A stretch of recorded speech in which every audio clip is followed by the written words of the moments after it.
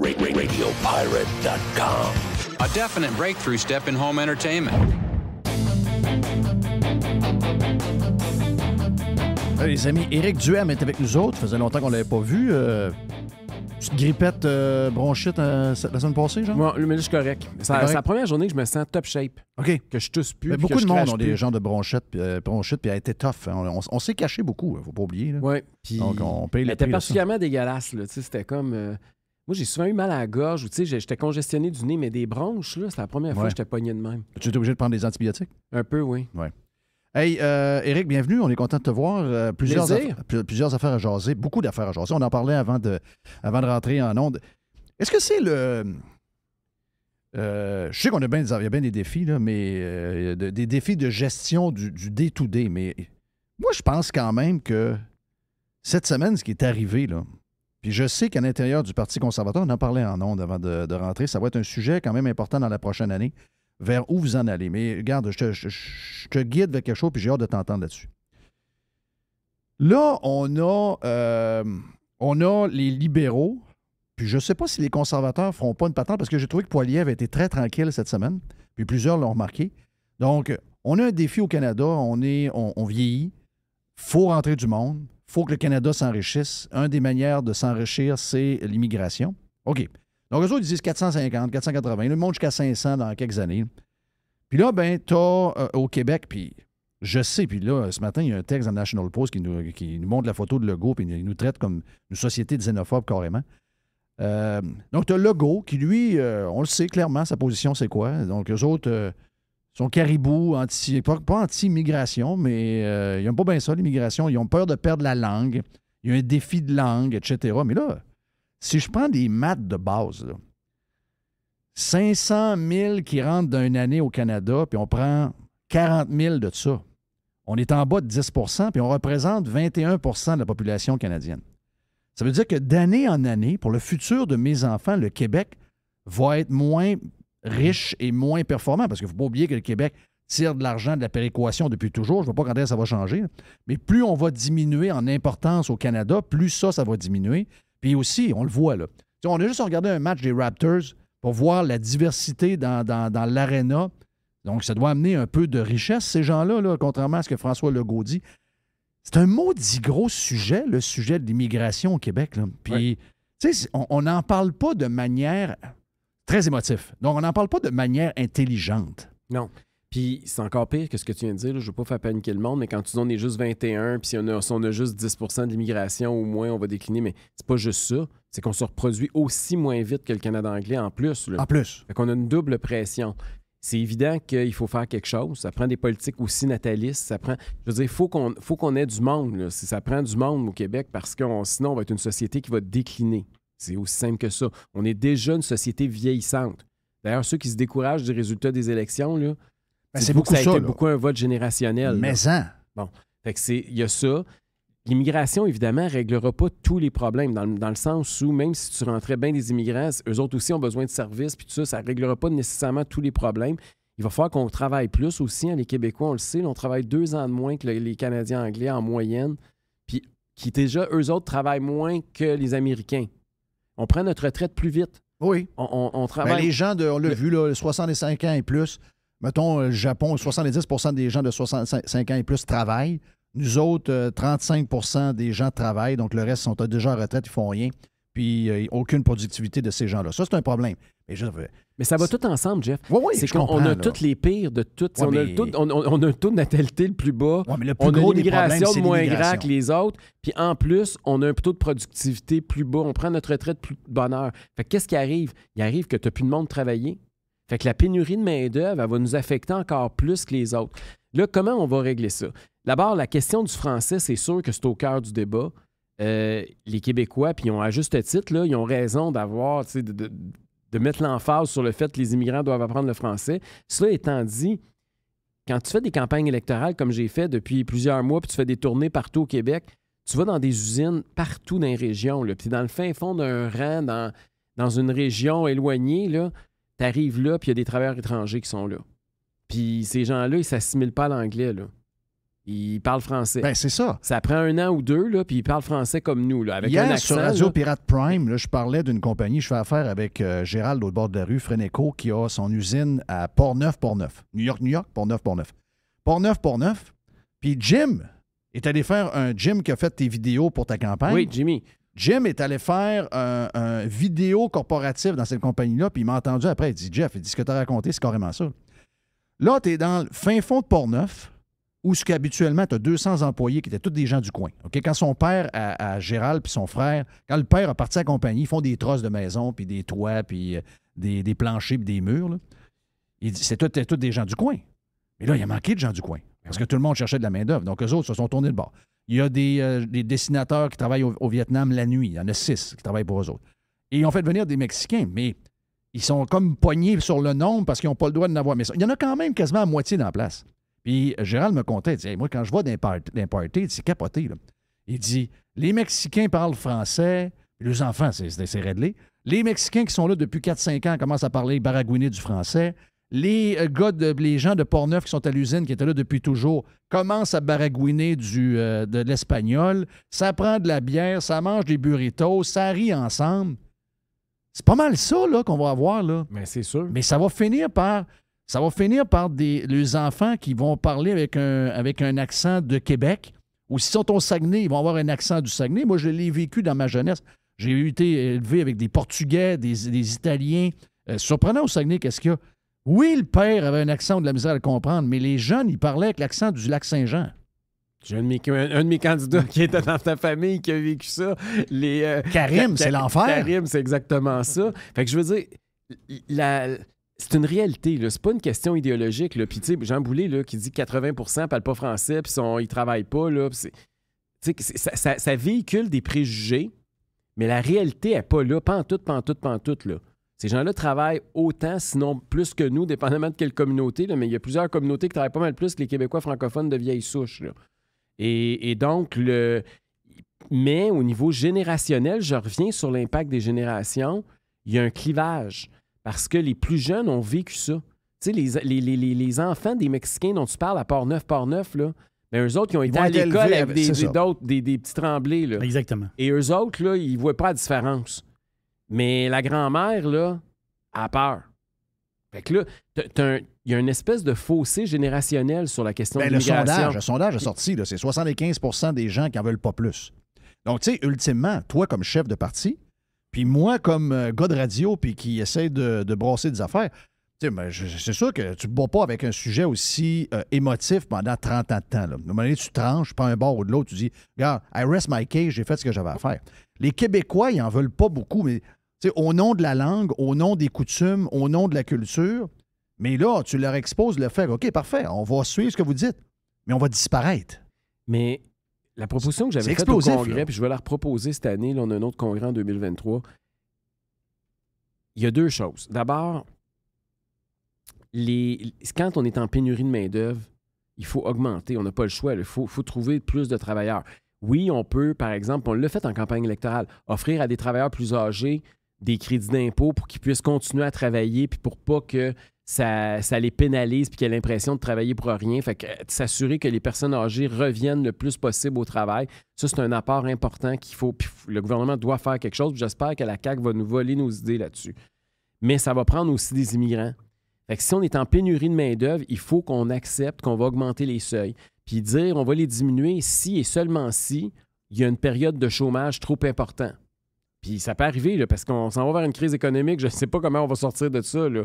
Mais même à Ottawa, ils ont commencé hier à te faire la mise à jour économique. Là, on commence à nous dire que ça va peut-être nous frapper plus fort qu'on pensait. Là. Exact. Et donc, c'est sûr que s'il y a un taux de chômage très élevé, c'est peut-être pas une bonne idée d'augmenter les seuils d'immigration. Tu vas être capable de le passer parce que dans le parti, tu sais, dans la gang qui sont levés contre les mesures, c'est un melting pot, le Parti conservateur du Québec, avec l'histoire de la COVID. Comme tous les partis en passant. Oh, oui, mais tu sais, mettons, on aurait imaginé le Parti conservateur il y a 5 ans, pas de COVID, on ne voyait pas une clientèle aussi hétéroclite que tu as eu. Oui. Il y aurait eu moins de QS. Oui, c'est ça, il y aurait eu moins de QS. Donc, tu sais, c'est pas nécessairement des gens âgés. Il y en avait des boomers dans le Parti conservateur, mais je veux dire, en général, c'était des gens X à peu près. Puis dans cette gang-là, puis surprenamment, c'est pas en région, c'est plus, de ce que j'entends, c'est plus à Montréal qu'il y a une résistance à l'immigration parce qu'eux sont entourés d'anglophones. Eux, ils en ont des immigrants, puis ils ont peut-être un peu de misère avec certaines coutumes ou certaines affaires. Comment tu vas faire pour essayer de passer ça? Parce que moi, je me sens seul un peu, puis je sais ta position, puis j'ai vu ta campagne, puis je sais qu'à l'intérieur, on va parler de tantôt de tout ce qu'ils ont essayé de soulever, là, sa grenouille, l'histoire de Joe, ton chef de cabinet que tu avais à ce moment-là. On en parlera tantôt, mais veux pas les histoires qu'on soulève actuellement sur le Parti conservateur du Québec, puis que les journalistes veulent que le feu poigne pour que finalement le parti implose.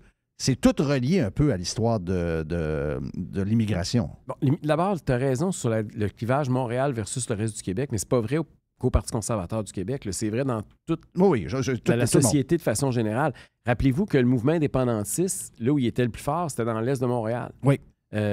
Puis c'est pas pour rien, c'est que les Montréalais sont quotidiennement confrontés aux anglophones, aux immigrants. Eux autres, ils vivent une diversité ou un choc qui n'existe pas ailleurs au Québec. En tout cas, ça n'a pas la même signification. À Port-Neuf, les immigrants, c'est pas pareil comme les immigrants à Montréal qui disent... à Montréal, ils ont l'impression qu'un immigrant arrive, il va choisir l'anglais. C'est ça. Tandis qu'à Port-Neuf, au Saguenay, il n'y a pas le choix, il choisit le français. Exactement. Ouais. Fait que on n'a pas la même réalité linguistique, ça c'est clair. Donc, ça ne fait pas les mêmes déclinaisons. Mais cela étant dit, moi, là, au-delà de tout ça, à un moment donné, il faut que tu prennes un pas de recul puis tu te dises, OK, il y a les sondages, puis il y a les réalités d'une région à l'autre, mais il y a des questions de principe aussi. Est-ce que tous les Québécois ont les mêmes droits? Et puis là, je parle des anglophones, là, OK? Oui. Parce que ça part de là. Si on dit, est-ce que les anglophones sont une menace au Québec ou c'est un apport à la société québécoise? Ben, c'est un apport à la société québécoise. Moi, c'est ma perspective, OK? Ben, voyons, il n'y a pas mais non, mais c'est parce que c'est pas clair dans la tête de tout le monde au Québec. Ben, je vois le vert. Non, c'est pas clair. Mais non, mais Jeff, je te le dis. Ben, on est encore là. Ben voyons. OK, c'est moi qui... moi, des fois, je suis un peu niaiseux. Je vais te le dire, là, je suis un peu nono. Des fois, je vis dans une bulle. Ça part de là, OK? Puis moi, les anglophones, je veux que les Québécois francophones sachent qu'ils sont de plus en plus des alliés pour protéger le français au Québec. Puis moi, je veux que les anglophones continuent à être encore plus nos alliés. Je l'ai dit dans la campagne, je le répète aujourd'hui, il y a 75 % des parents qui ont des enfants à l'école aujourd'hui, des anglophones, qui envoient leurs enfants soit dans des écoles francophones, soit dans des écoles bilingues, soit dans des programmes d'immersion. Quand Guy Nantel a fait son fameux Vox Populi là, devant Dawson pour demander quelle est la langue officielle, puis que tout le monde était fâché que la réponse était c'est une province bilingue, puis il aurait aimé ça. Moi aussi, je pense que c'est une province bilingue. Je sais qu'on veut dire que c'est une province francophone, mais je veux dire, tous les jeunes qui répondaient, ils répondaient dans un excellent français. T'étais à Dawson? T'es dans une institution anglophone. Ah, ben, tu sais, je veux dire, puis Dawson, c'est pas Saint Lawrence où c'est des étudiants francophones qui vont à l'école anglaise. Dawson, c'est surtout des Anglais qui vont au cégep anglais. Puis leur français était très bon. Donc, moi, je voyais ça positif, le Vox Populi. On ne sera pas capable jamais de se marier ou quoi? Mais c'est ça. Fait gars, puis parlant de mariage, justement, il n'y a jamais eu autant de mariages interlinguistiques au Québec. Il y a plein d'indicateurs qui font qu'on est une société de plus en plus intégrée. Puis ça, on devrait célébrer ça. Puis il faut arrêter de voir les Anglais comme une menace puis comme un adversaire ou un ennemi, OK? Parce que si on les voit comme un adversaire puis un ennemi, c'est sûr que là, quand tu mets des immigrants qui arrivent, ça devient un mélange explosif. Parce que là, c'est qui va les attirer. Puis là, c'est une rivalité entre les deux. Oui. On est dans cette dynamique-là depuis trop longtemps au Québec. Il faut changer la game. Là. Et donc, si à partir du moment où tu les vois comme des alliés, bien là, quand tu fais même le processus de sélection des immigrants, les anglophones devraient être d'accord avec nous autres pour dire voici qu'est-ce qu'on peut faire pour les franciser, puis s'assurer que le fait français va survivre en Amérique. Ah, ce bout-là, je suis d'accord. Donc, je suis d'accord, il n'y a pas de problème. C'est sûr que moi, je suis comme toi. Là. J'ai un côté libertarien assez prononcé, puis que quand quelqu'un s'en vient ici, il a choisi ce qu'il veut. S'il veut parler sa propre langue, puis y avoir de la misère, il a le choisir. Puis s'il a un moment donné comme deuxième langue, il choisit l'anglais, puis ça fait qu'à un moment donné, il va décider de partir à Toronto parce qu'il y a de la misère à Montréal à s'épanouir. Bon, bien, regarde, ultimement, c'est leur choix. Je comprends que si tu es dans la société québécoise, si tu veux monter, tu veux fonctionner, tu veux avoir des postes importants, bien, le français, c'est un incontournable. C'est un must. C'est un must. Mais puis, la sélection des immigrants est importante. Qui tu fais entrer puis qui tu fais pas entrer, parce que tu peux pas tout faire entrer à la planète, là. Donc, on a un processus, puis on s'est mis d'accord là-dessus. Puis ça, c'est un autre problème qu'on a à l'heure actuelle. Ça, c'est sur la chicane qu'il va y avoir, justement, oui, c'est entre là qu'on Ottawa s'en et Québec. C'est la sélection des immigrants. Puis là, le problème qu'on a actuellement est encore pire que ça, parce que là, on a pratiquement la moitié de nos immigrants qui rentrent illégalement. Ouais, ça, c'est le chemin bon. Roxham, il y a tellement Ça, de monde moi, qui là. traverse. Moi, je suis pour l'immigration, mais ça marche pas. Il y Là. a tellement de monde qui traverse que là, on est rendu à 40, 50 000 immigrants qui vont rentrer cette année. C'est de loin la pire année ever. Là. Puis par rapport à tout l'ensemble du Canada, là, c'est 80-90 de l'immigration illégale. C'est chez nous que ça se passe. Exact. Ça se passe au chemin Roxham en particulier. Donc, ça, c'est un autre enjeu qui va falloir un moment donné dire, regarde, on a beau avoir des débats sur qui on fait entrer légalement ou pas. S'il y en a à moitié qui rentrent illégalement, quand même que tu montes ton pourcentage de 2 de francophones sur ceux qui rentrent légalement, tu ne changes absolument rien. Là. Non. Donc, il va falloir qu'on contrôle l'immigration mieux que ça, puis qu'on contrôle nos frontières. Et ça, c'est un autre problème, parce que Justin Trudeau n'est pas pressé. Là. Ouais, mais Justin Trudeau n'est pas pressé à fermer le chemin Roxham. Là. Non, puis ça, nous autres, même si toi, tu étais au pouvoir à la place de Legault, tu n'aurais pas le pouvoir de le faire non plus, il faut le dire. Legault, là-dedans, là, son obsession, parce que là, il va contre les employeurs. Et les gens disent, continuons, là, on a voté pour ça, puis regarde, on vit avec les problèmes pour qui on a voté. Mais les employeurs sont désemparés là, en ce moment. Là. Il y a une vraie réalité. Là. Il y a une réalité qui ne marche pas. Là. Je veux dire, les employeurs ont besoin d'aide, il n'y a rien qui arrive, il n'y a rien qui fonctionne. Christy, on va faire comment là, pour les... Tu sais, là, on est là à parler de ça, mais c'est pas pour 5 ans et 10 ans là, qu'on a besoin. C'est là. Il y a un problème, puis le problème, il n'est pas juste en termes de nombre d'immigrants qu'on rentre. Il y a aussi le processus d'immigration. C'est tellement long pour une entreprise d'avoir des travailleurs, puis ça coûte tellement cher. Tu es obligé d'engager des experts, puis des avocats, puis des spécialistes. Il y a des quotas aussi. Tu as des quotas. Puis ça, écoute, les petites entreprises, c'est tellement bureaucratique, puis c'est tellement compliqué qu'ils abandonnent. Il y a juste les grosses entreprises qui ont des gros moyens, parce que ça peut coûter 10, 15, 20 000 gens pour chaque personne qui rentre, puis tu n'as aucune garantie qu'il va rester chez vous. Là. Il y a des gens qui ferment leur business à cause de ça. Ben oui. Il y a des gens qui ne partent pas des projets qu'ils avaient en tête, dans lesquels il y avait déjà de l'argent investi, qui ne lèveront pas. Il y a des restaurateurs qui ont des bannières, je peux t'en nommer, qui ont des bannières qui ferment des Tim Hortons en ce moment puis qui ne savent plus quoi faire avec leur restaurant parce qu'ils n'ont pas de travailleurs. Il y a un gars qui a un AW, les annonces sont là, les banquettes sont posées, il est à vendre, il n'a jamais été ouvert. Il dit, je peux pas ouvrir, mais qui va l'acheter? L'acheteur n'aura pas plus de travailleurs que toi, t'en as. Je disais, c'est catastrophique, la patente, ça marche pas, là. Puis il y a la robotisation aussi qu'on nous parle. Là, on dit, mettons des robots, mais c'est un moment donné, on va finir là l'immigration continue à être aussi mauvaise. Parce que Fait que tu sais, il y a différentes solutions par rapport à ça, mais à un moment donné, il faut qu'on en parle à visage découvert. Il faut arrêter d'avoir peur. Le problème qu'il y a quand on parle d'immigration, c'est qu'il y a beaucoup de peur plutôt que de faits. Tu sais, c'est très, très émotif comme débat. Les chiffres... On n'est pas capable de rester mathématique et économique sur ce sujet-là? Ben, c'est très difficile parce que c'est linguistique puis c'est culturel. C'est pas... Ça se quantifie pas, ça, là. Fait que c'est très, très... Tu as 100% raison, c'est linguistique et culturel. À la base, avant d'être économique. Ben oui. C'est pour ça que c'était juste une question de chiffres puis économique, comme je dis, on réglerait ça de même. Parce que si c'est juste une question de langue, on va faire rentrer 100 000 Maghrébins.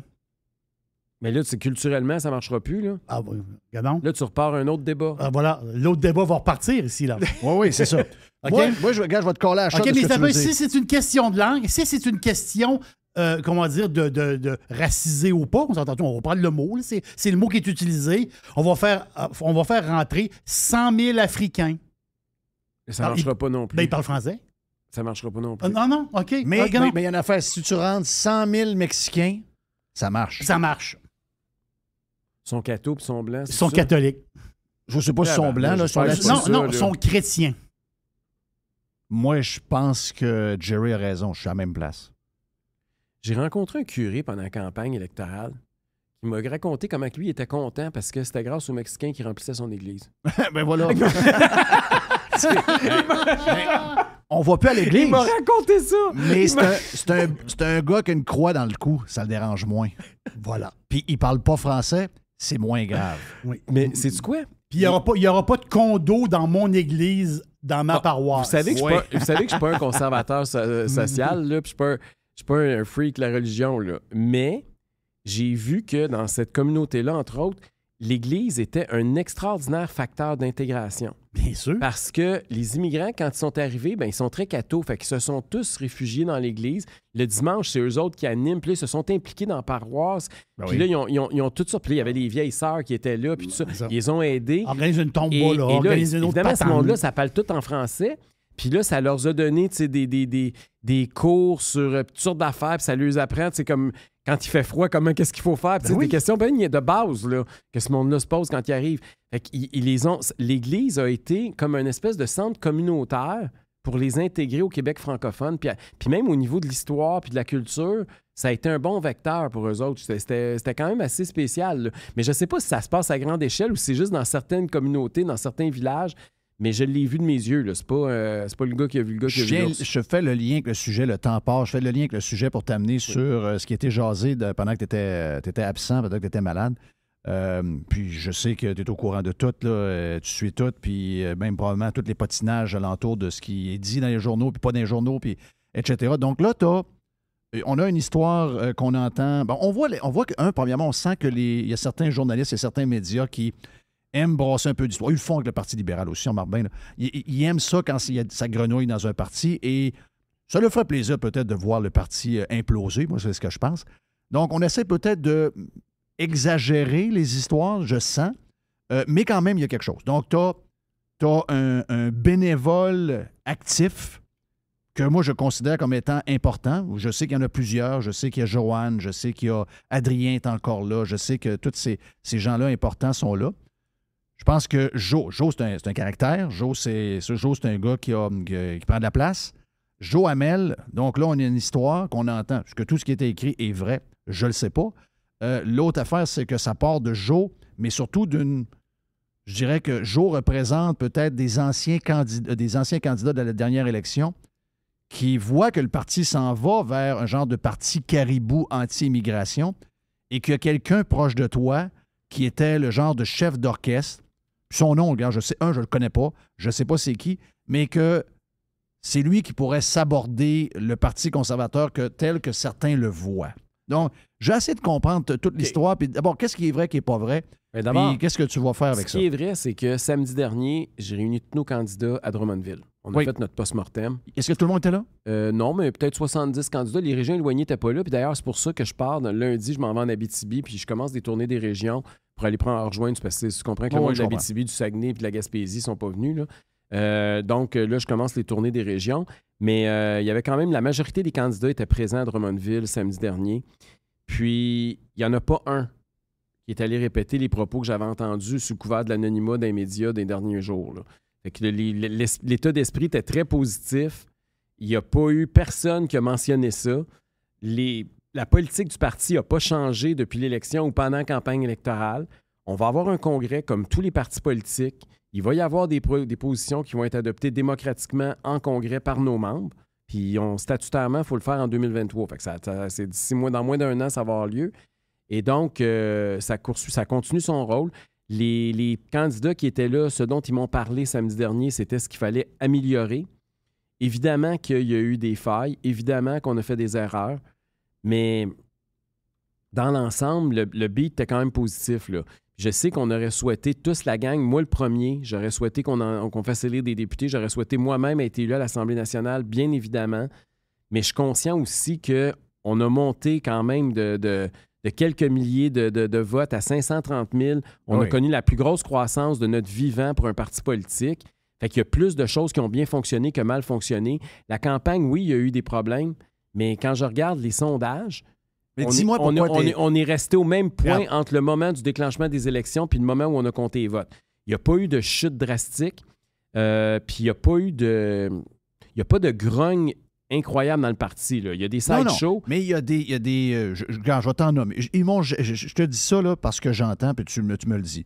J'entends des gens que moi je connais. Karem, à un moment donné, a eu sa période où il a été découragé. C'est ce qu'on me dit. Ensuite, Donald, ici, dans la région de Québec, est important. Il a eu son petit bout découragé. Stéphane Lachance, qui est un gars qui est de la drive, a été découragé un peu. Pas de toi, pas du parti, mais un peu de toute la patente alentour. Puis je sais que, tu l'as dit, là, vous êtes parti avec rien. n'avez pas une scène. Il y a des gens qui se sont joints à vous et qui ont fait des miracles pour vous. OK? Tu es en pleine campagne, puis toi, tu te sens redevable envers ces gens-là. C'est ce que je comprends. Puis c'est une forme de fidélité, puis ça, je te dirais que c'est une valeur qui est importante. Mais les autres, par après, ils disent, OK, ouais, là, on comprend, mais là, on ne peut pas continuer avec tel... On reconnaît que cette personne-là a des capacités dans le domaine des médias sociaux, du web, etc. Sauf que pour mener le parti, ça commence à pas marcher. Mais c'est sûr que le parti va devoir se professionnaliser. C'est sûr que ça ne peut pas être le parti de quelques personnes. Même moi, il va falloir qu'on laisse entrer de plus en plus de monde. On n'est plus un petit parti, on est un grand parti. On a des moyens maintenant. On va embaucher plus de monde. On va se bonifier, on va s'améliorer. On va améliorer la communication interne, on va améliorer l'organisation. Mais je veux dire, on est dans le processus de le faire. Puis les gens qui étaient là pendant la campagne électorale, c'est sûr qu'il y a beaucoup de gens qui sont arrivés en même temps. On n'avait jamais travaillé ensemble, on ne se connaissait pas, on venait de partis politiques différents ou pire. Il y en a même qui n'avaient jamais fait de politique, en fait, la majorité probablement. Fait qu'il manquait beaucoup d'expérience dans nos rangs. Et il y a eu des erreurs. Mais dans l'ensemble, là, tout le monde était là pour la bonne raison. Puis il faut juste... Est-ce que tu en as fait des changements organisationnels de dernièrement? Bien, on est en train d'en faire. Là. Je pense que ça a coulé dans les médias un peu là, que Patrick Bégin allait joindre à nous. Là, que c'est un gars qui a été connu ici, surtout dans les médias. C'est mon ancien boss au FM 93. Donc, un gars de gestion. Il va en avoir d'autres là, dans les prochaines semaines à différents niveaux. Puis, ce qui est tout à fait normal. Est-ce qu'il y a un froid entre Joe Hamel, José Werner, toi, Adrien, puis peut-être d'autres que je connais pas? Est-ce qu'il y a un froid avec Joe? Je ne vais pas personnifier les froids, là. Mais je vais juste dire une chose. C'est pas... Tu sais, quand il y a des problèmes, là, l'important, c'est de se parler en pleine face. Là. Utiliser les médias là, pour négocier, là, c'est jamais une bonne idée. Ou laver notre linge sale, là, c'est jamais une bonne chose. Et qui l'a coulé, l'histoire du 40 000? J'ai aucune idée. OK. Est-ce que ça vient de l'interne du parti ou de lui? Je ne sais pas. Non. Mais je pense pas que ça vient de Joe, de ce que je comprends. Ce que je sais, c'est que c'est jamais une bonne chose quand les médias parlent de choses qu'à l'interne, on n'en a pas parlé ou à peu près pas. Fait que c'est pas... à un moment donné, il faut qu'on se parle entre nous. C'est pour ça qu'on a eu un post-mortem à huis clos. Puis c'est pour ça que je continue à faire la tournée des régions, puis je tiens à rencontrer les membres dans chacune des circonscriptions. Oui, mais c'est parce que, juste finir là-dessus, c'est que Joe, lui, c'est parce que t'as raison à 200 % que la meilleure place dans un parti politique pour régler les affaires, c'est entre quatre murs. Mais, parce que là, on ne sait pas d'où ça part. T'sais, lui, il dit, moi, j'ai reçu une mise en demeure à un moment donné, puis il y a quelqu'un qui a coulé de l'information. Il pensait que c'était telle personne. L'autre personne nous a appelé pour nous dire, non, c'est pas moi. L'autre personne dit, non, c'est sûr que c'est lui. Ensuite, là, il y a eu une réponse à la mise en demeure par une mise en demeure de Joe Hamel qui arrive d'un avocat qui est un ancien candidat. C'est le genre de patente qui peut faire déraper. Tu comprends? Donc, il faut que ça s'arrange. Oui, mais c'est dur de réprimander ou de sanctionner des gens qui n'ont pas de titre officiel dans une organisation. Et en politique, c'est souvent ça. Tu peux pas punir des bénévoles. Comment tu veux que je fasse ça comme chef? Je les envoie où, là? Il n'y a pas de bonne punition, là. C'est pas si simple que ça en a l'air. Il y avait peut-être un problème d'interprétation. Toi, tu dis que c'est un bénévole, mais si lui t'envoyait une facture de 40 000, il se sentait peut-être employé de quelque chose ou consultant, je ne sais pas, là. Non, mais... Ou ça, vous l'avez arrangé entre oui, ça a été arrangé, là. T'as bien négocié. On m'a dit que tu as fini ça avec un smoke meat. C'est ça. Ça a coûté un smoke meat au lieu de 40 000. Le monde ne pourra pas dire que je suis pas chiche puis j'ai pas économisé l'argent durement de gagner au parti. Fait que non, mais regarde, on va s'entendre, on va se parler, mais en même temps, c'est le temps de le faire. Après une élection, là, on a 4 ans devant nous autres. Là, ceux qui veulent travailler en équipe, c'est le temps de le dire, c'est le temps de lever la main, puis c'est le temps de prendre des postes, puis de prendre des fonctions, puis de travailler. Puis ceux et celles qui veulent pas, puis qui veulent bouder, puis c'est le temps là, de dire, ben là, nos chemins se croisent. Il faut rappeler quotidiennement qu'on est passé de 1% à 13. C'est ça. Puis ceux et celles qui sont encore trop fâchés, puis qui sont pas capables d'accepter ça, puis la pilule passe pas, ben faites d'autres choses. Là. C'est correct. Là. On vous détestera pas. Merci beaucoup pour ce que vous avez fait. Tu es capable d'endurer ça. C'est pas le genre de patente qui te stresse. Ben non, ça me stresse pas. Qu'est-ce que je fais avec ça? Tu savais. C'est au-dessus de ma tête. Là. C'est dans le sens où... quand il y a des gens dans une organisation, il y a toujours des frictions entre les gens. Moi, comme chef... Ça fait partie de la politique, là, on sait. Exact. Puis moi, comme chef, pas juste en politique, on a ça partout. Oui. Dans toute organisation, ça existe. En politique, c'est des gens d'opinion. Mais des gens des médias m'ont dit qu'il y en avait aussi des affaires, des histoires de même. Mais tout ça pour dire que comme chef, mon rôle, c'est de ne pas prendre parti dans ces affaires-là, puis de ne pas diviser, puis alimenter ces chicanes-là, puis d'essayer d'être au-dessus de la mêlée, puis d'essayer de réconcilier tout le monde quand ça chicane trop fort. Moi, c'est comme ça que je le vois, mon rôle comme chef. Il y a plusieurs disent... Éric est testé là parce qu'on va voir s'il y a s'il y a le cran de prendre des décisions, des fois, qui font mal. Tu sais, fidèle parce que tu as eu quelqu'un qui t'a donné beaucoup pour peu que toi, tu donnais dans le sens monétaire. Puis tu te dis, Criff, si, mettons, le gars n'est pas là, le parti, il n'est pas ce qui est rendu. Donc, j'ai une dette morale envers quelqu'un, mais j'ai une décision difficile à prendre. Donc, les autres, ils disent, parce que ultimement, tu es le chef. Oui. Ultimement, tu es le chef. Donc, tu es un peu testé au niveau de comment tu vas affronter cette première tempête-là. Puis, veux pas, tu peux pas dire « elle n'existe pas », elle existe. Donc, toi, tu vis bien avec les décisions que tu vas prendre? Très bien. Puis, on va... tu sais, c'est jamais noir-blanc, ces affaires-là. Là. Quand tu t'assois avec les gens, tu te rends compte que la ballonne est plus grosse qu'elle a l'air quand tu lis le journal. Là. Oh oui. Fait que c'est ça qu'il faut. Toujours ça. C'est toujours comme ça. Fait qu'il faut juste dédramatiser. C'est ça le rôle du chef aussi. C'est important. Je pense que l'attitude que tu as est bonne dans le sens que... Ben, c'est un peu ce qui fait que tu es téflon, c'est que... Faut pas jeter de l'huile sur le feu. Non, c'est sûr, pas... je commence à en attaquer un puis l'autre, puis je nomme des noms ici aujourd'hui, c'est sûr que là, ça va repartir de plus belle. Moi, je suis d'accord avec ça. Je suis d'accord avec ça. Regarde, il faut que ça marche. Il faut que ça marche. Sûr, puis, on est condamné à réussir. Puis, faut jamais oublier ça. Faut jamais oublier... T'as-tu que ça, c'est tout relié au fait qu'il y a 0 élu? Un élu, il n'y a pas d'histoire. Mais à un moment donné, je suis d'accord avec ça. Il faut avaler cette affaire-là, puis il faut se concentrer. Puis le comté le plus serré au Québec, on l'a perdu. Puis regarde, c'est sûr que si aujourd'hui, à l'époque, je savais ce que je sais aujourd'hui, il y a bien des choses qui seraient différentes. Premièrement, je ne me serais pas présenté dans le comté que j'avais choisi. Non. J'aurais été sur la Rive-Sud. Parce que le tramway, ça a moins levé, puis le troisième lien, ça a plus levé en campagne électorale. On n'avait pas prévu ça. Moi, je pensais que le tramway était pour être un plus gros enjeu. Ouais, ça n'a pas été. Je pensais que le troisième lien allait être moins gros. Le troisième lien est devenu le sujet national, pas juste dans la région de Québec. Oui, c'est ça.